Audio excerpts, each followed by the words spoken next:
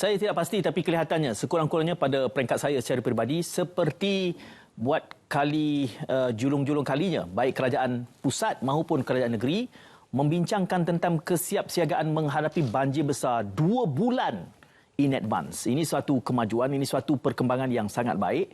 Namun kita masih juga memahami bahawa meteorologi ini adalah merupakan satu sains yang setengah pihak mengkritik menyebutnya sebagai crude science. Ia masih bermain dengan prediction, masih bermain dengan forecast. Sejauh manakah forecast, prediction atau yang kita sebut sebagai ramalan itu boleh kita sandarkan?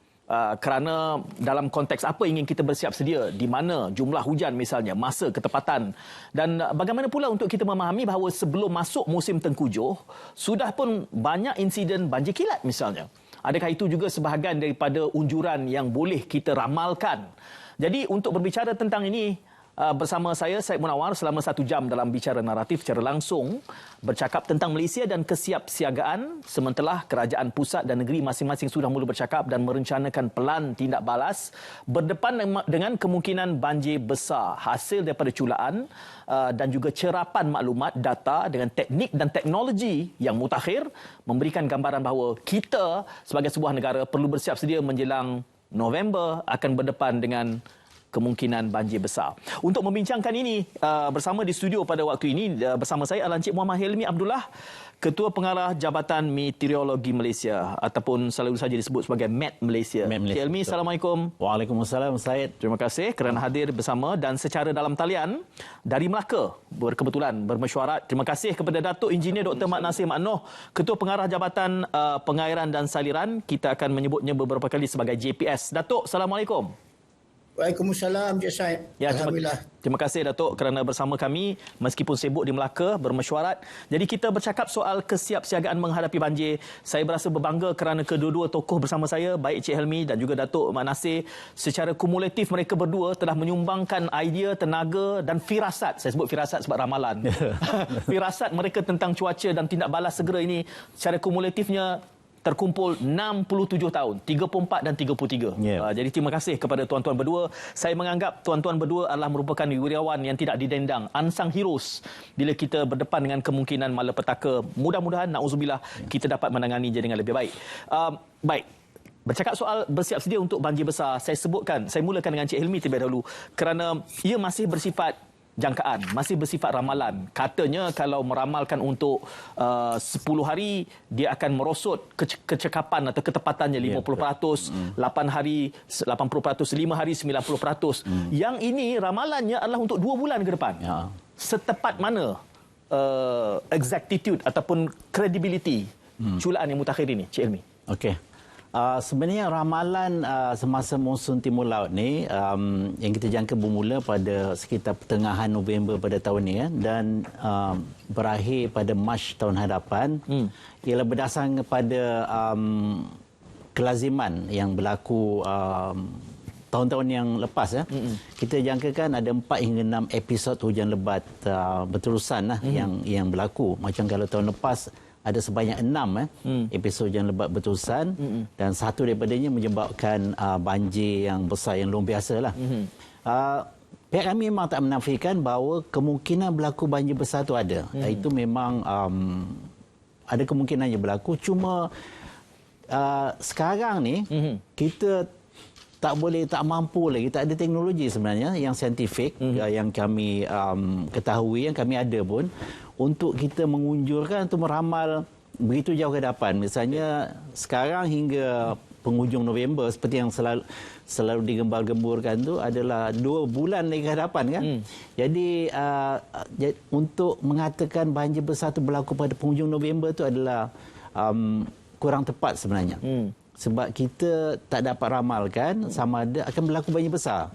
Pada tahun ini bulan bila yang berlaku, kat mana yang akan mula berlaku memang kita tak dapat ramalkan. Mana episod hujan lebat berterusan tu kita tak boleh ramal berapa signifikan, berapa intensiti hujan yang akan turun di tempat-tempat tertentu. Seawal sekarang ni memang di luar daripada kemampuan Malaysia lah. Apa yang kita mampu lakukan ialah apabila dah hampir, dan itu mengikut SOP kami, hampir dengan tarikh berlakunya satu episod hujan lebat berterusan tu, yang disebabkan kita kata luruan monsun, kita boleh mengeluarkan amaran seawal 3 hari lebih awal lah.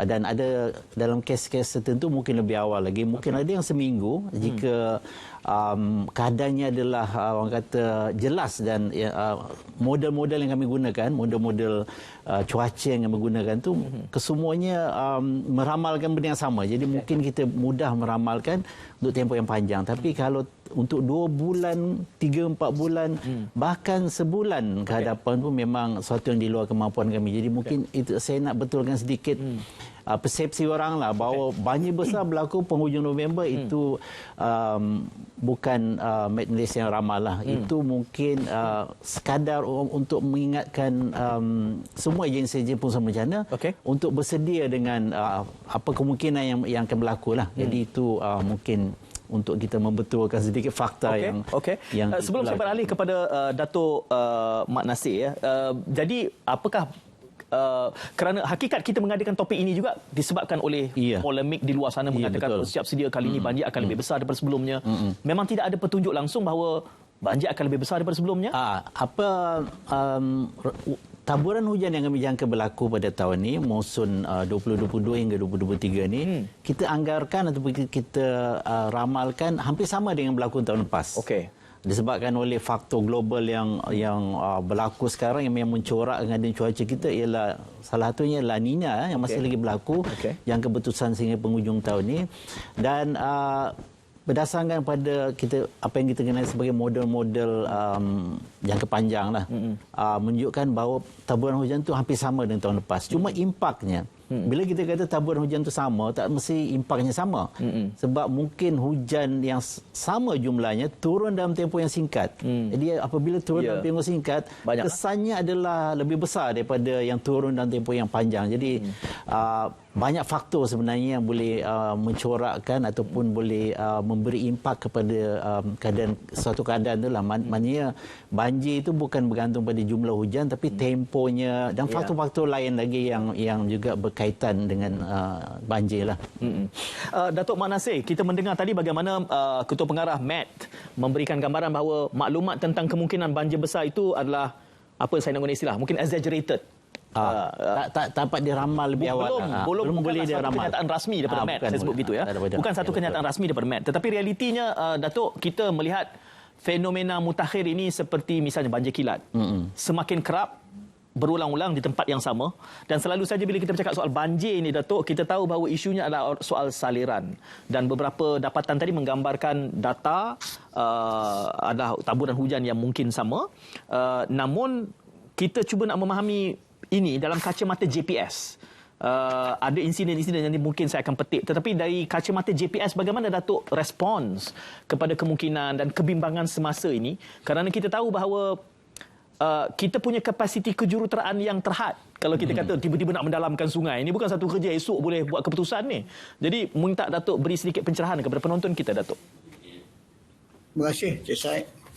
Saya tertarik dengan apa yang dibincang oleh Cik Helmi dan Cik Said tadi. Sebenarnya kalau kita lihat baru-baru ni yang berlaku di Pakistan, 2,000 mm hujan turun dalam masa 2 minggu. Mengakibatkan hampir 30 juta penduduk terjejas. Kalau kita tengok balik tahun lepas, 2021, hujan yang turun tu hampir 400 mm sahaja. Dan turun dalam masa 4 hari. Dan kita menjangkakan hujung tahun ini, bulan 11-12, hampir jumlah yang sama 400 mm akan turun. Jika dia turun dalam masa seminggu, kita faham-faham lah apa akan jadi. Itu nak katakan macam Cik Helmi sebut tu, kesan itu bergantung pada macam mana cara dia turun, kerapan turun, berapa lama dia akan turun. Untuk banjir kilat tadi, untuk sebutkan, kalau kita lihat statistik kami, 2018 terdapat 383 kejadian banjir kilat. 2019 316, meningkat 650 2020. Turun sikit 619 2021. Sehingga pertengahan tahun ini kita dah mencatatkan hampir 250 kejadian banjir kilat. Dan saya ingat pertengahan kedua ni kita belum ada data lagi. Okey. Nampaknya kekerapan ni makin meningkat seperti Cik Elmi sebut.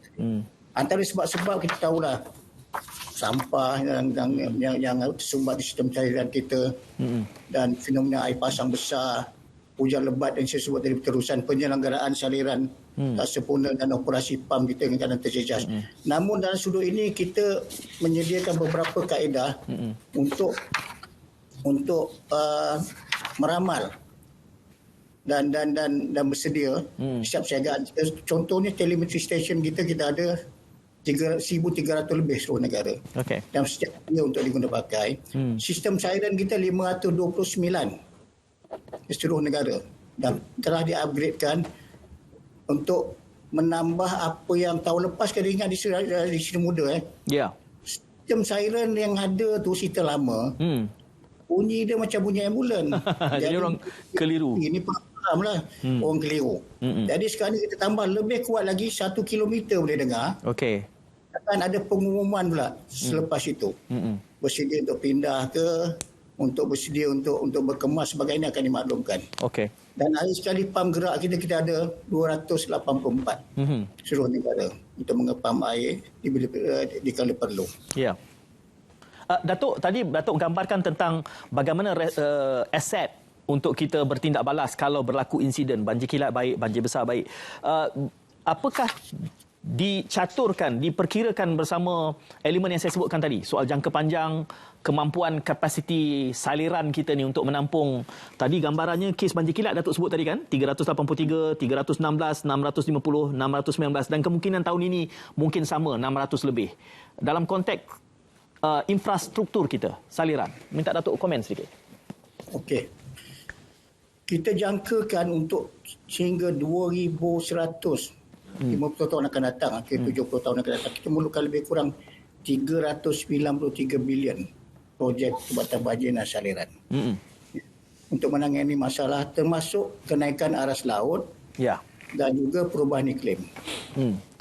Jadi alhamdulillah kajian dah memulakan dengan yang Bapak Perdana Menteri umumkan bulan 2. 15B of budget kita telah sedang laksanakan dan peringkat mutakhir untuk pelanjakan perolehan dan sebagainya. Dan dari sudut ini kita pun dah bentang beberapa kali nak maklumkan bahawa tahap perlindungan perlu ditingkatkan. Pada sekarang contohnya di Taman Seri Muda itu sebenarnya 50 tahun tahap perlindungan. Itu sebab air bila turun 100 tahun punya air hujan tu atau melimpah menyebabkan banjir kawasan Seri Muda. Dan kita mengesyorkan tingkatkan kepada 200 tahun. Okey. Minimum 100 tahun. Itu antara jangka pendek yang kita sedang buat. Ya. Datuk sebutkan tadi bahawa 393 bilion ringgit untuk tempoh 70 tahun. Betul data yang saya sebut ya? Betul. Bererti kita memerlukan 5.6 bilion setahun. Itu sedikit congakan yang saya buat. Bila kita ada data itu, 5.6 bilion untuk isu tebatan dan memperdalamkan infrastruktur kita ni, at the current rate, buat masa ini, berapa banyak yang kita belanjakan setahun? Budgeted. Datuk. Okey. Sebelum kejadian tahun lepas, average kita purata lebih 1.5 ke 2 bilion setahun. Tapi dengan pengumuman budget tu kita dapat tambahan lebih kurang 2 bilion setahun. Itu dilaksanakan. Okey. Jadi campur congak dia lebih kurang 3.5 ke 4 bilion setahun kita perlu belanjakan dari sekarang. Bererti capacity wise kita hanya menyediakan belanjawan 60% daripada yang mewajarkan untuk bercakap soal mitigation plan. Itu kita akan perdalamkan lagi. Saya faham dari segi cabarannya, tetapi itu yang kita ingin fahamkan dan sekaligus kalau boleh perbincangan kita ini termasuk untuk melakukan advokasi dasar. Jadi kita berehat dahulu, kendali sebelah ini membicarakan tentang bersiap sedia untuk menghadapi banjir. Banyak.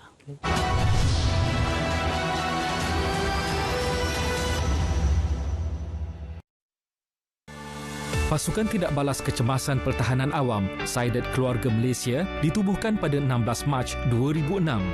Ia berfungsi sebagai pasukan tidak balas awal di kalangan komuniti untuk sebarang kejadian kecemasan dan bencana sebelum pasukan penyelamat utama tiba. Sasaran Angkatan Pertahanan Awam Malaysia APM ialah menubuhkan SIDET Keluarga Malaysia di setiap 222 parlimen pada tahun 2022. Sasaran awal 100 hari pertama telah tercapai dengan penubuhan 44 pasukan. Peka dengan bencana yang mungkin berlaku di tempat anda.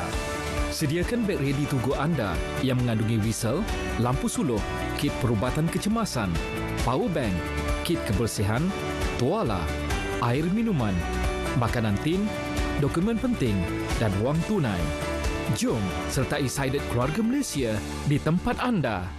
Keluarga Malaysia siap siaga bencana. Tip keselamatan banjir.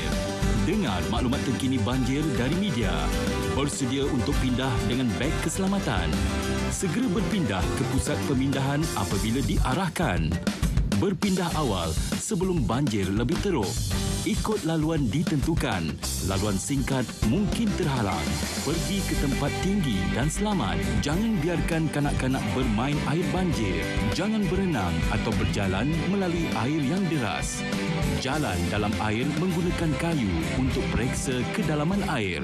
Jangan sentuh peralatan elektrik, kabel atau wayar. Jember Terengganu kita. Saksikan Selamat Pagi Malaysia bersiaran selama 3 hari di Kuala Terengganu. Jumaat dan Sabtu 23 dan 24 September bertempat di Kalang Warisan Pulau Manis Serada, Kuala Terengganu, dan Ahad 25 September bertempat di Kampung Budaya di Muzium Negeri Terengganu. Pelbagai aktiviti menarik kami sajikan untuk anda. Bersama-sama saya Ridwan Mustafa dan Syafiqah Ishak akan menemani hujung minggu anda di sini. Mari ramai-ramai pakat Giganu Jember Terengganu kita. 2, 3 negeri Terengganu memang padu.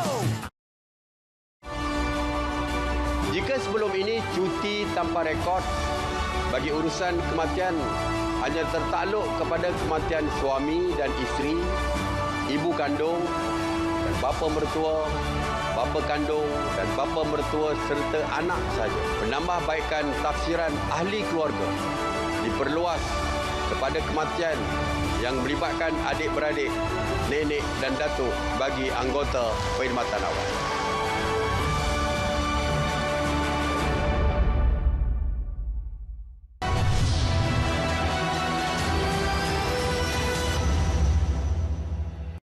Dua ketua pengarah kami gandingkan dari MET dan juga dari JPS, Encik Muhammad Elmi dan juga Datuk Dr. Mak Nasir, bercakap soal kesiapsiagaan kita berdepan dengan kemungkinan banjir. Dan menariknya di awal-awal tadi, ketua pengarah MET, Encik Elmi sudah menyatakan bahawa alarm yang mengatakan akan banjir besar ujung tahun ini mungkin satu bentuk disinformation, perlu dibetulkan. Ia tidak secara rasminya datang daripada MET. Ya, betul. Jadi sebab saya terfikir nanti kalau tiba-tiba tak banjir besar, dia kata maklumat daripada MET ya, salah betul, pula. Walhal itu bukan daripada MET. Itu saya cuba nak bereskan kemudian. Ya, betul. Dan juga saya rasa concern apabila memperhitungkan kira-kiranya sebenarnya kita memerlukan 5.6 bilion setahun untuk jangka panjang mitigasi kenaikan paras laut ini. Tetapi kelihatannya seperti kita hanya berbelanja paling optimalnya hanya 3 bilion. Masih susut 2.6. Berarti kita sekitar 60% saja kesediaan kita untuk berbelanja. Itu satu hal yang lain. Muhammad Izzuddin dia kata dia nak minta tanya nanti soal macam mana nak minta mangsa banjir alert dan berpindah cepat. Itu kita akan cuba. Tadi dah Hafizal juga mengatakan bahawa siren slow dah pun digambarkan bahawa siren sudah pun ditambah baik. Jadi teruskan kalau anda ada soalan kita boleh Sungai Cetek itu yang isu 5.6 bilion dan kita hanya ada 3 bilion itu tadi Hafizal. Terima kasih, teruskan soalan-soalan anda. Saya beralih semula kepada Encik Helmi Okey, soal false alarm bahawa kemungkinan banjir besar itu bukan datang daripada MET. Berarti kita perlu membetulkan sedikit herotan itu. Ya, betul. Tugas kami di media seperkara.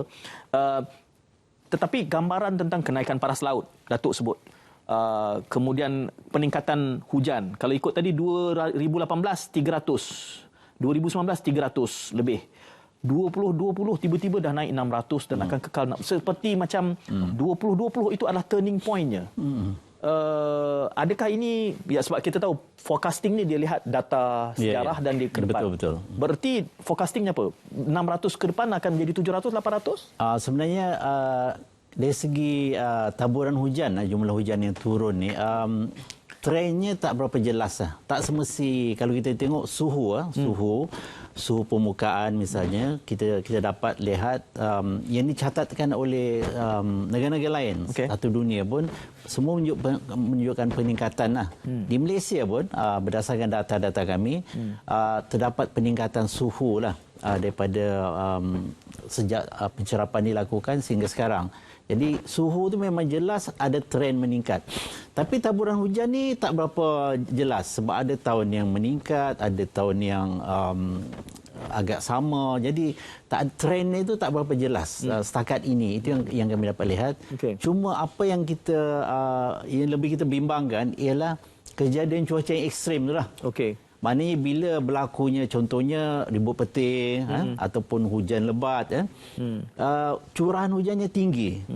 Sebab dengan peningkatan suhu dunia ni kan, suhu atmosfera meningkat. Keupayaan untuk atmosfera tu menampung wap air tu lebih banyaklah. Kita boleh bayangkan ribut petir itu punya wap air kan untuk digunakan bagi menurunkan hujan yang lebih banyak. Suhu meningkat, maknanya tenaga campur dengan wap air adalah kombinasi yang betul-betul orang kata sangat kuat untuk menghasilkan awan yang besar yang boleh menghasilkan ribut petir, angin kencang dan sebagainya. Sebab tu kita boleh lihat sejak akhir ini banyak peristiwa macam hujan batu kita dah mula nampak dengan lebih kerap. Kita mula puting beliung kecil tu kan. Itu semua adalah cuaca ekstrim lah. Yang semakin banyak dan semakin kerap. Jadi trend tu ada peningkatan. Biarpun kalau kita fikirkan jumlah hujan yang turun tahun ke tahun tak nampak sangat perubahannya, tapi cuaca ekstrim tu bertambah. Jadi satu episod tu ekstrim sangat, dia memecahkan rekod sebelumnya luar daripada norma yang biasa kan. Jadi itu adalah tanda-tanda bahawa perubahan iklim tu telah pun berlaku dan akan berterusan lah. Jadi itu isyarat bagi kita lah. Datuk, tadi kita bercakap soal bagaimana dari segi peruntukan kita di bawah. Itu seperkara yang telah kita bereskan. Tetapi cabarannya juga adalah kerana urbanisasi ini nampaknya dia tak akan ke belakang. Dan apakah proses perbandaran ini, urbanisasi ini memberikan tekanan yang tersendiri kepada perancangan mitigasi kita berdepan dengan banjir ini? Minta kacamata JPS menjelaskan cabaran itu. Ya, terima kasih. Sebenarnya kita ada menyediakan garis panduan pembangunan. Selain daripada tahap perlindungan yang kita sebut tadi, 100 tahun ke 200 tahun, kita ada manual sairan masa alam dah diterbitkan lebih 20 tahun lepas. Dan dia amat berguna untuk menangani masalah banjir di kawasan-kawasan bandar. Maksudnya, setiap pembangunan mestilah mengalirkan air sama atau kurang sebelum dibangunkan. Dengan kaedah-kaedah tertentu seperti resapan, kolam dakungan dan sebagainya. Dan kaedah yang sama dibuat di negeri China, contoh banyak di parlimen disebut Span City. Sama lah tu. Span City di Australia, Water Sensitive Urban Design, LID di US, Low Impact Development, semuanya sama.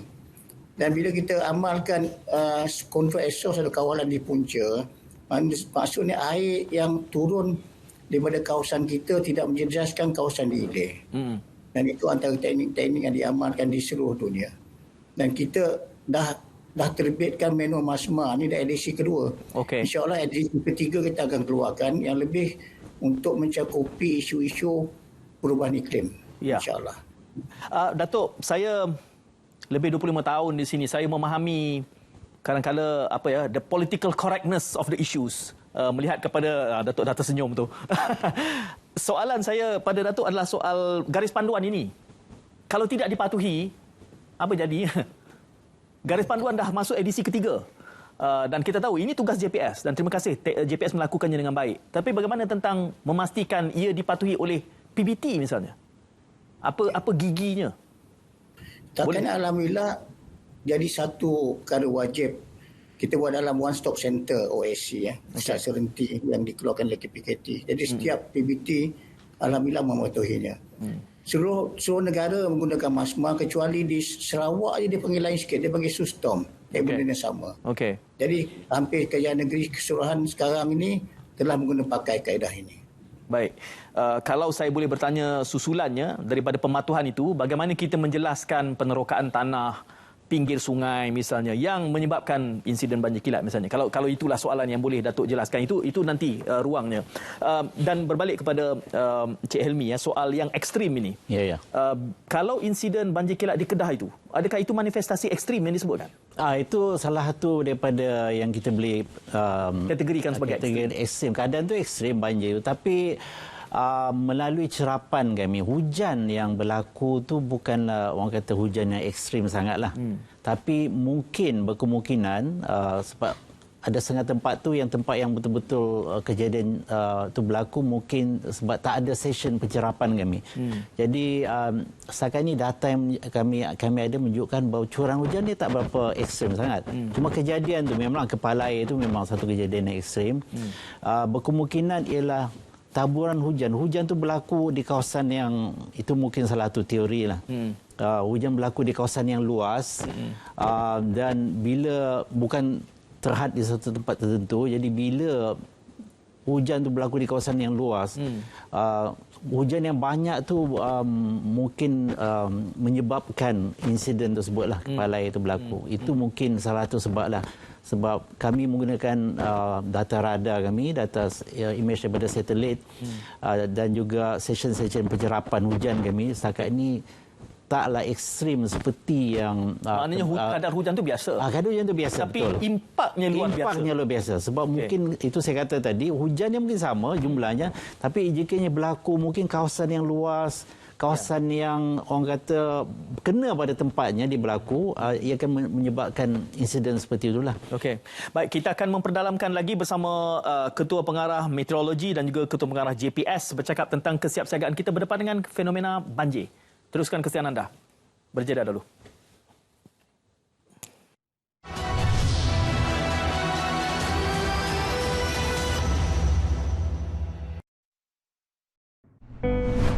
Langkah-langkah keselamatan ketika musim banjir.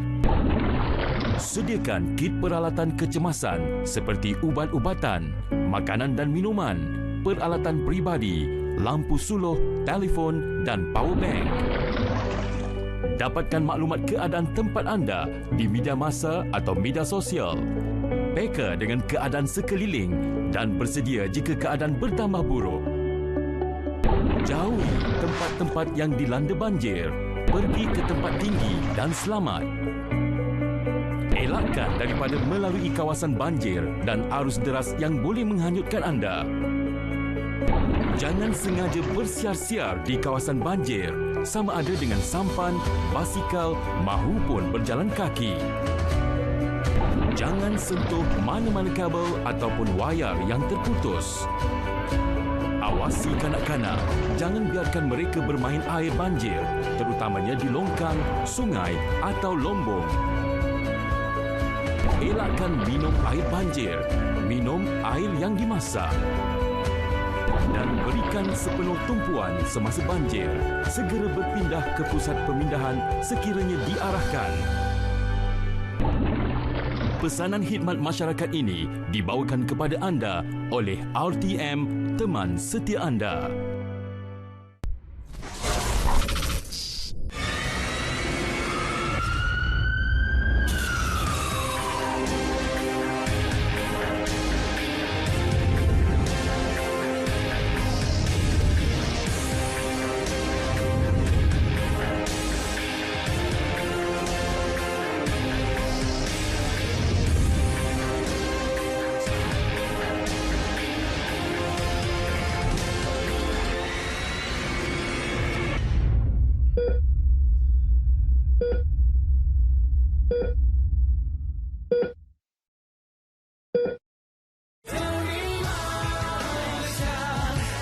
Sukan Malaysia Sukma 2022 edisi ke-20.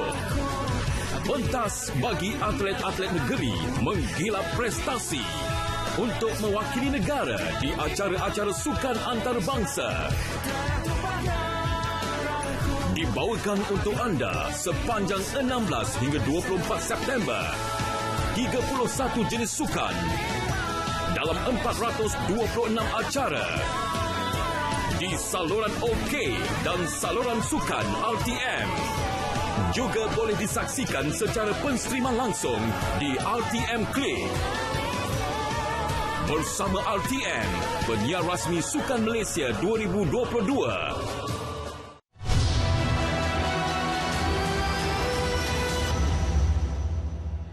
Okay, ini bicara naratif secara langsung bersama Encik Muhammad Helmi Abdullah, Ketua Pengarah Jabatan Meteorologi, dan juga Datuk Dr. Engineer Dr. Mak Nasir Mak Noh, Ketua Pengarah JPS, bercakap soal kesiapsiagaan kita berdepan dengan fenomena kemungkinan banjir, luruan monsun pada akhir tahun. Dan awal tadi, meteorologi sudah menafikan tentang kononnya trajektorinya menggambarkan banjir besar. Itu bukan kenyataan yang dikeluarkan oleh Jabatan Meteorologi. Jadi kita harus memahami disinformation yang berlaku ini perlu dimurnikan. Namun kita juga harus bersiap sedia. Kita pun tak boleh kata tak akan berlaku. Pun tidak juga kan. Itu cabarannya lah di dalam nak meluruskan benda yang sudah sedia kala herut. Kalau dia kuat sangat dia tarik, dia patah pula kan. Jadi kita harus mencermati maklumat yang disebarkan. Siti Rohaya Ayub, dia kata tak ada kelatihan untuk siap siaga macam latihan kebakaran tu. Saya rasa macam JPAM agensinya, tapi kita bersama meteorologi dan juga JPS. Jadi itu sekadar maklumat yang dapat saya kongsikan. Azlan Ali pula kata ada nasihat berguna ke untuk golongan politik dalam keadaan cuaca yang diramalkan pada bulan November-Disember ni? Kenapa nak nasihat pada orang politik je?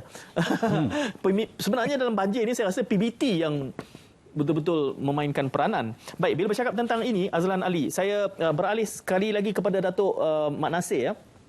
Ada lokasi yang Datuk spesifiknya menyebutkan soal Taman Seri Muda, dan kita pun sudah mempolemikkan tentang fenomena banjir yang berlaku mutakhir ini, agak geruh di situ dan disebabkan oleh kedudukannya yang betul-betul memang berada di lembah. Katanya asalnya itu merupakan kawasan tadahan hujan yang kemudian dibangunkan perumahan. Itu seperkara, itu soal dasar yang dah mungkin berusia 30 tahun. Tetapi bagaimana kedudukannya kawasan-kawasan yang berada di lembah ini? Kerana air laut naik, dan kita tahu bila air laut naik ini, aliran pun akan semakin susahlah. Air meresap makin lambat. Aliran sungai juga akan ditampan oleh air laut yang semakin tinggi.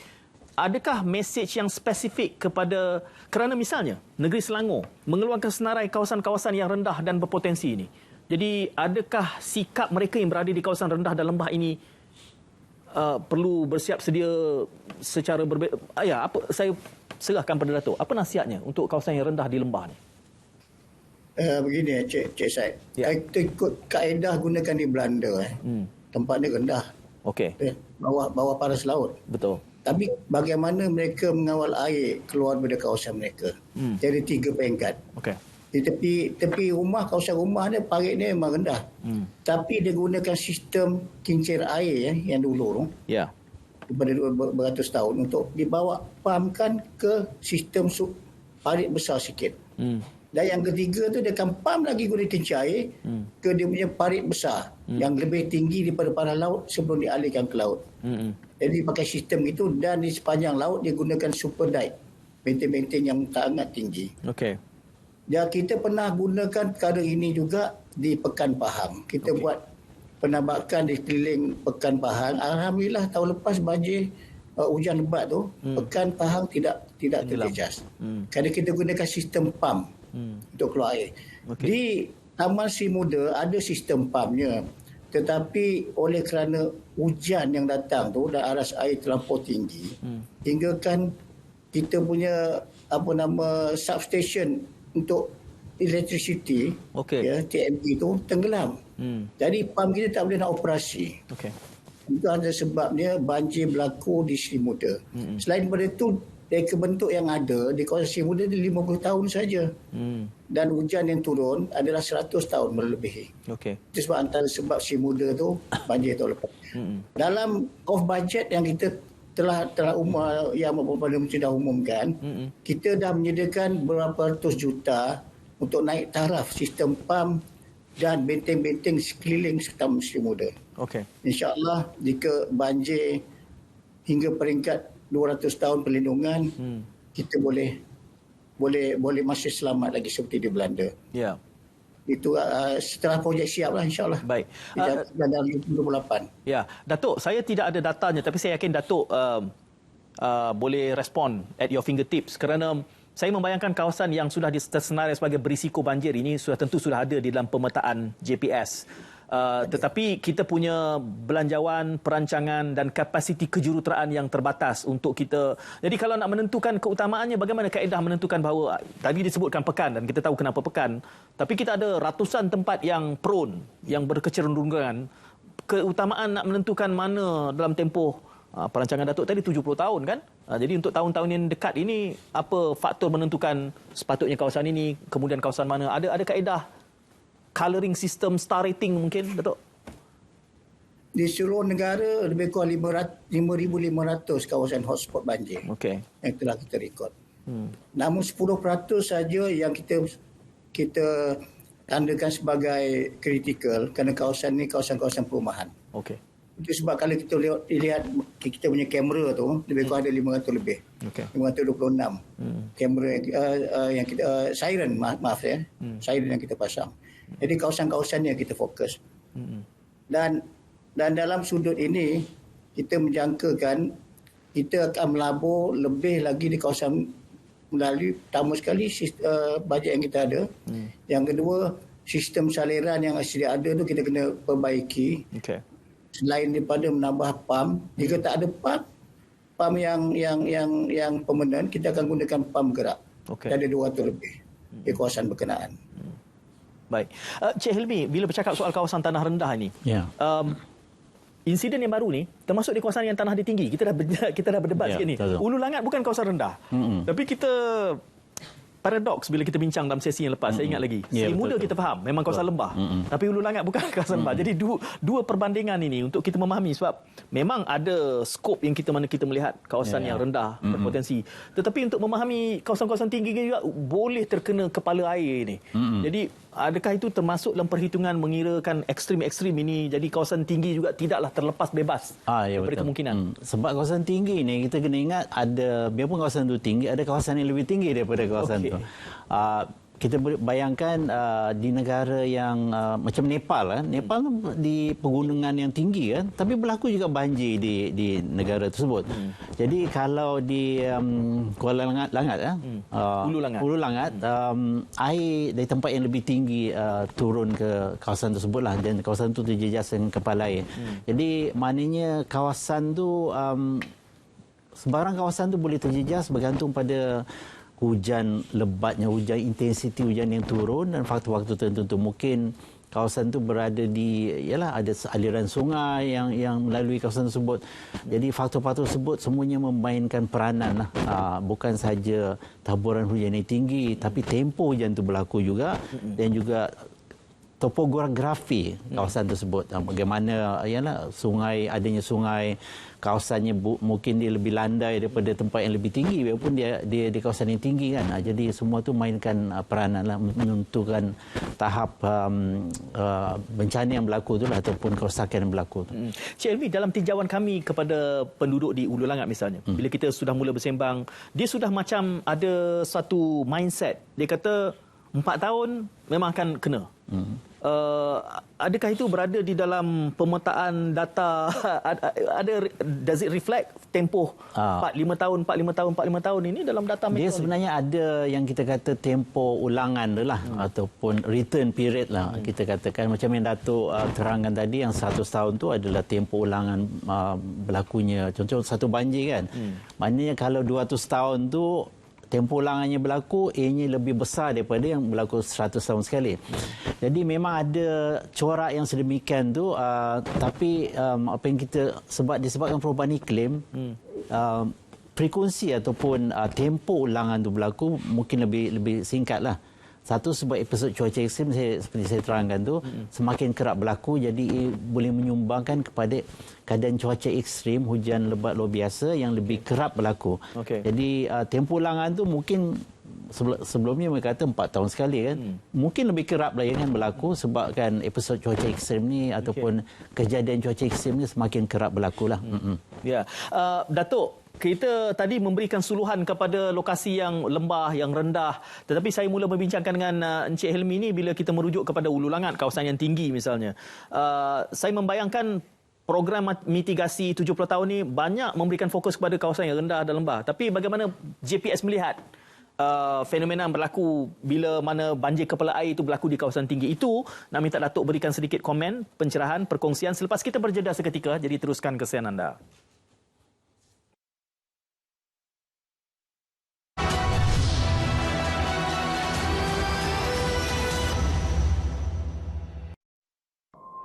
Walaupun harga minyak sawit CPO naik sedikit, jawatankuasa telah memutuskan untuk menurunkan lagi harga maksima minyak sawit botol 5 kg daripada RM34.70 kepada RM33.50. Manakala harga minyak masak bagi 3 kg akan diturunkan daripada RM21.70 kepada RM21.10, 2 kg diturunkan daripada RM14.70 kepada RM14.30 dan harga minyak 1 kg daripada RM7.70 kepada RM7.50. Dan kita berpuas hati dengan syur yang dikemukakan oleh KP dan HCP, harga minyak boleh terus diturunkan.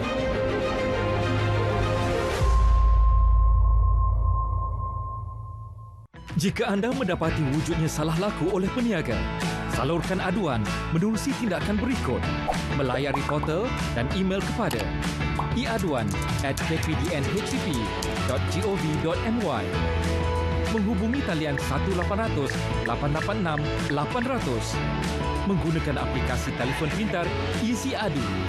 Berhubung menerusi talian WhatsApp berikut. Atau anda boleh juga menghubungi operasi bilik gerakan di talian tertera.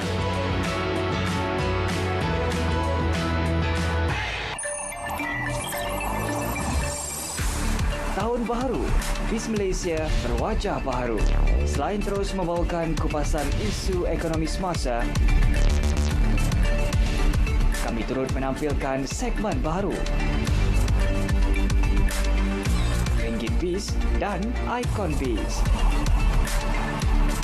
Semua ini secara eksklusif Isnin hingga Jumaat di saluran berita RTM dan TV1.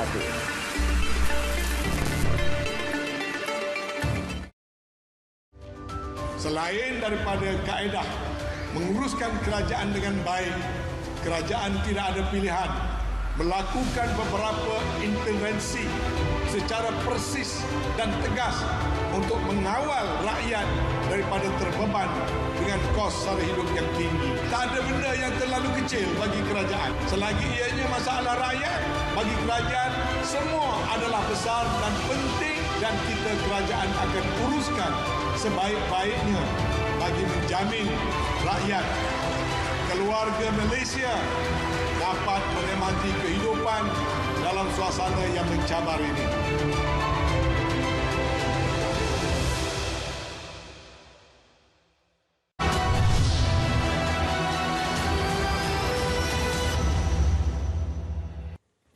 Teruskan dengan soalan anda yang dibawa ke Facebook page kami, Berita RTM.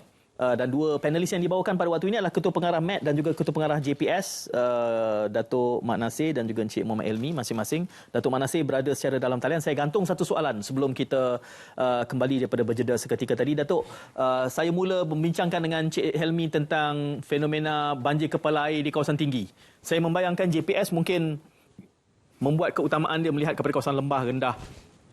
Jadi apa komen Datuk dalam konteks banjir kepala air di kawasan yang tinggi ni? Apakah kawasan tinggi ni berarti tidak termasuk dalam perancangan mitigasi yang ada? Apa boleh dikongsikan, Datuk? Okey, terima kasih. Untuk JPS ni apa kaitan dengan sungai, tanggungjawab kami. Okey. Jadi kepala air itu sebenarnya fenomena yang berlaku apabila terdapat ni pokok-pokok hutan yang tombang secara sementara dan sedikit-sedikit bila hujan tu dia jadi impangan, ya.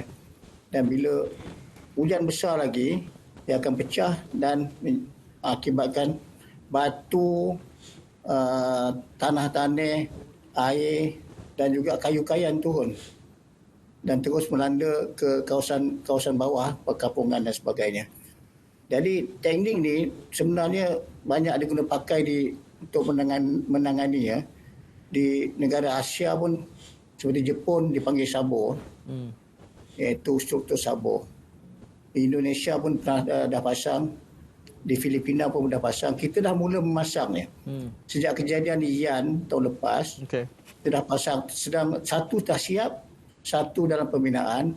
Baling kita cadang nak pasang 2. Di Ulu Langat insya-Allah kita akan pasang 2 struktur ini. Supaya ada satu struktur yang kekal, yang kuat, yang boleh menahan impak daripada kayu atau pokok-pokok, batu-batu dan tanah-tanah yang turun. Bayangkan kayu dan batu yang turun tu berkapasiti kalau kita andaikan 2 trailer yang turun dalam impak 50 km sejam. Itulah kekuatan yang turun daripada kawasan lereng gunung dan sebagainya. Jadi empangan Sabo, struktur Sabo yang banyak dipasang di Jepun, di Filipina, di Indonesia, insya-Allah kita akan mula pasang di dalam negara. Dalam off budget kita dah buat peruntukan bukan 50 untuk pasang menjelang 2030. Okey. Insya-Allah. Insya-Allah. Datuk menyebut Datuk menyebut 2 lokasi yang hangat tetapi bunyinya reaktif, dan saya tahu cabarannya adalah soal peruntukan. Disebutkan tadi Baling, Ulu Langat, tetapi di dalam pemetaan GPS, berapa lokasi yang berisiko seumpama Ulu Langat dan Baling ini? Takat ni kami kena pasti lebih kurang 50 kawasan. Termasuk Janda Baik, Bentong, di Jelebung, di gunung-gunung lah, Simunjan, di Kota Kinabalu dan sebagainya. Okey. Jadi minta maaf, di Gunung Kinabalu. Ya, ini memerlukan struktur Sabo dibina, dan dengan itulah disebutkan tadi diperlukan 5.6 bilion setahun kalau nak memenuhi trajektori 70 tahun 393 bilion, dan buat masa ini kita hanya berbelanja 3 bilion setahun, hanya 60% daripada apa yang wajar dilaksanakan. Tentulah debat dia panjang kalau kita cakap soal peruntukan, apa keutamaan kita, tetapi ini akan bawa kepada satu episod lain yang saya perlu bincangkan juga dengan ekonomis. Tapi soalan saya kepada tuan-tuan berdua, kepada Cik Helmi dan juga kepada Datuk, kita juga bincang ini sedikit di luar ruang udara tadi, soal peranan kelihatannya yang lebih penting, lebih berbekas, lebih cepat, lebih berdampak adalah sebenarnya local council, adalah PBT, pihak berkuasa tempatan. Cik Helmi bersetuju dengan pandangan ini? Ya, saya sedikit sebanyak, sebab pada peringkat negeri PBT yang banyak memainkan peranan untuk memastikan bahawa misalnya contohnya saliran di kawasan bandar itu adalah bersih daripada sampah sarap dan sebagainya. Jadi daripada aspek itu memang betul lah, PBT adalah yang paling hampir dengan kawasan yang bermasalah tersebut. Mereka tahu keadaan yang berlaku, mereka boleh bertindak, mereka ada resources untuk menggerakkan aset-aset ke tempat-tempat yang strategik tersebutlah. Ya, Datuk, saya sebutkan soal PBT, soal local council, pihak berkuasa tempatan ini, kerana tadi Datuk juga menyebutkan tentang garis panduan yang sudah ada. Jadi mungkin Datuk boleh kongsikan bagaimana kalau ia digerakkan di peringkat lokaliti masing-masing, ia boleh meredam kegeruhan. Mungkin tak jadi 10, jadi 3 misalnya. Apakah ada insiden itu yang boleh kita kongsikan? Bila mana tindak balasnya kalau di peringkat PBT, itu sebenarnya yang paling berkesan. Boleh Datuk kongsikan, Datuk? Terima kasih.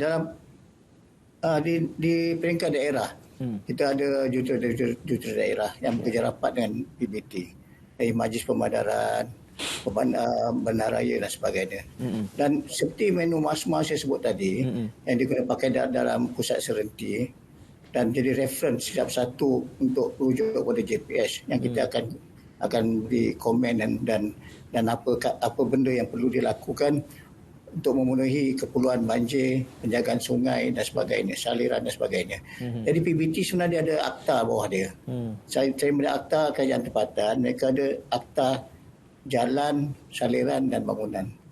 SDBA atau Akta 133. Akta tu yang kita bergantung untuk work bylaw contohnya. Ya. Untuk nak tangani masalah pencemaran hakisan sebagainya. Itu ada program dia bagi program Ops Lumpur. Dan dalam program Ops Lumpur di Selangor contohnya kita kena pakai. Kita akan bergerak bersama-sama dengan PBT untuk melihat untuk menangani masalah pencemaran yang datang daripada oleh developer yang kawasan sedang dibangunkan. Jadi kolam banjirnya, kolam sedimennya, semuanya kita akan lihat. Dari sudut reka bentuk, dan bila nak saman menyaman tu PBT akan keluarkan. Kita akan buat pengusuran. Baik, itu pihak berkuasa tempatan yang akan menjadi penguat kuasa. Datuk ada soalan khas untuk Ketua Pengarah JPS ini. Secara dalam talian, dia kata projek pembaikan dilakukan untuk mencegah banjir kilat kelihatannya makin teruk selepas pembaikan dilakukan. Jadi apa cara JPS boleh menyelesaikan masalah tersebut? Kalau Hafizal boleh menyebut tempatnya di mana, mungkin Datuk KP boleh terus respon kan? Daripada sekadar soalannya agak general tu. Agak general. Tapi ada kemungkinan ke komen selepas dibaiki tapi kelihatannya makin memburuk? Apa ada kemungkinan itu, Datuk? Kemungkinan ada. Mungkin pembangunan makin bertambah. Ya, mungkin dan sampah juga. Peruntukan kita mungkin ada baru orang kata kerja-kerja segera je kita boleh buat. Tapi untuk jangka panjangnya peruntukan yang lebih besar diperlukan. Apa kita buat sebenarnya untuk menyelesaikan jangka pendek saja. Dan jangka sederhana yang panjang tu kita perlu minta peruntukan baru dan membuat reka bentuk baru. Dan termasuk dalam program rancangan tempatan banjir yang lebih bersekutu. Nanti saya kena gandingkan Datuk Datuk Mak Nasir dengan Cik Helmi ni dalam perbincangan bajet mitigasi banjir masa depan ni. Dalam kerangka perbincangan ESG. Ini bila korporat industri pun mula bercakap soal ESG dan juga sustainability ni, baru kita boleh bercakap soal bajet yang tak cukup dari tu. Kerana ramai orang anggap ada keutamaan yang lebih besar, tetapi kita lupa bila kita tidak mengatasi krisis ini memberikan kita kos jangka panjang yang lebih besar daripada sekadar tindakan yang acuh tak acuh yang kecil ini. Ada soalan yang dikaitkan dengan politik oleh Syarul Azmi juga dalam talian. Saya tak akan petik itu sebab dia kaitkan dengan PRU. Tak apa, itu minat penonton kita raikan saja. Cuma kedua-dua KP kita mungkin di luar daripada otoriti mereka. Encik Helmi, melangkah ke hadapan, banyak yang digambarkan tentang saya masih ada sedikit bimbang apabila gambarannya bahawa cerita banjir besar itu bukan datang daripada map. Kerana dalam pemikiran saya, kita sebutkan tadi, kalau tak berlaku nanti katanya science map ini not reliable. Betul. Kalau kita kata benda tu tak berlaku, bukan data kita, tiba-tiba berlaku, terperangkap juga kerana macam mana ni kan. Apa kebijaksanaan kita sebagai sebuah negara untuk menangani, saya nak sebut false alarm pun mungkin terlalu keras, disinformasi yang berlaku? Sebenarnya itu adalah kekeliruan orang ramai, bahkan pihak media pun ada keliru dengan apa yang kita nyatakan dalam mungkin kenyataan kita, ataupun mereka bertanya, mengajukan soalan-soalan kan. Dan apabila kita menerangkan, mungkin ada sedikit kekeliruan lah. Mungkin kita tak kata macam tu. Contohnya kita kata banjir monsun berlaku lebih besar daripada banjir kilat. Contohnya mereka ambil perkataan berskala besar dan kata banjir berskala besar akan berlaku dan dibagi masa pula. Tempohnya ialah masa berlaku ialah penghujung November. Sebab kalau kita tengok kenyataan tersebut pun bukan bentuk ramalan, sebab tak mungkin tak ada teknologi di dunia ini, kita cari mana sekalipun negara maju macam Amerika Syarikat ke Jepun tak mampu meramal sejauh itu. 2 bulan bahkan 2-3 minggu ke depan pun sukar dengan teknologi, dengan pengetahuan saintifik, pengetahuan meteorologi sedia ada ni, tak ada teknologi yang mampu untuk meramal sejauh begitu. Dan kita pun biarpun kita tak tolak kemungkinan berlakunya banjir berskala besar ni pada tahun ni, kita tak tolak kemungkinan, cuma kita tak dapat ramal dalam tempoh yang terdekat ni.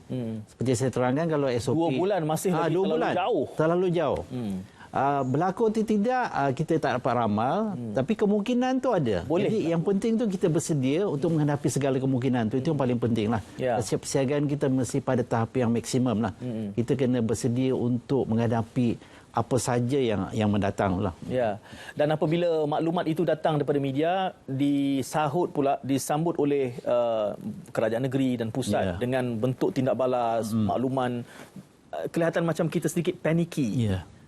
Walaupun ini susah ni bagaimana saya nak menyebarkan maklumat ni kepada penonton kita supaya faham isunya apa. Datuk Mak Nasir, mungkin dalam minit-minit yang berbaki ni dari kacamata JPS kita berdepan dengan realiti musim tengkujuh ini. Ada minta, dia kata apa nasihat kepada ahli politik. Dia nampak politik je dalam bicara naratif ni. Tapi bukan hanya soal politik, saya kira rakyat, pihak berkuasa tempatan, pemimpin di pelbagai lapangan. Saya nak minta Datuk berikan sedikit nasihat berdepan dengan musim tengkujuh ini, Datuk. Okey, terima kasih. Satunya, pertama, kita ada sistem ramalan amaran banjir. Okey. Dan 25 lembaga sungai kita dah pasang. Jadi sistem siren pun akan bergerak bersama. Jadi bila kita dah buat amaran tu katakan 2 hari sebelum dan dimaklumkan kawasan ini akan banjir dan perlu berpindah, dan kita akan bekerjasama dengan APMM, silalah penduduk yang terlibat tu bersedia untuk berpindah pada kawasan berkenaan. Okey. Ya. Datuk ada sebut tadi di peringkat awal tentang bunyi siren yang macam ambulans yang sudah dibetulkan. Ada iklan promosinya dalam media perdana hari ini memainkan bunyi itu, bunyi yang baru, Datuk. Itu yang betul Betul. Ada suara kat ujung tu. Itu yang betul Jadi maknanya dahulu antara bunyi ambulans dengan siren banjir sama. Jadi orang relax, dia tak tahu dia kata ambulans datang, ada orang nak bersalin. Di Taman Si Muda tu, Cik Said, bila sampai pagat buku lali, pagat lutut, penduduk orang tak tahu je. Bila sampai pinggang, sampai ke tengkuk, pasang gelir, semua panik. Jadi ini perkara yang harus kita terus didik maklumatnya. Jadi saya nak ucap terima kasih kepada Cik Elmi. Juga saya ucapkan terima kasih kepada Datuk Mak Nasir atas pencerahan ini yang saya anggap macam mana nak tarik rambut dalam tepung. False alarm yang kata banjir besar tu bukan datang daripada Met, itu jelas disebutkan. Tetapi kita pun tak boleh nak tarik balik maklumat tu sebab nanti orang alfa bunyi ambulans tadi tu buat tak tahu je. Jadi yang penting kita harus sentiasa berwaspada dan sistem maklumat awalnya sudah pun ada. Makluman penggera banjir juga apps-nya sudah pun disediakan. Kita sendiri sebagai rakyat harus cakna dan bertindak balas sebagai ejen yang menjaga ihsan dan kebajikan masing-masing di lokaliti masing-masing. Jadi itu tanggungjawab kita. Terima kasih sekali kepada kedua-dua panelis dan terima kasih kepada semua penonton. Jumpa lagi. Assalamualaikum dan salam.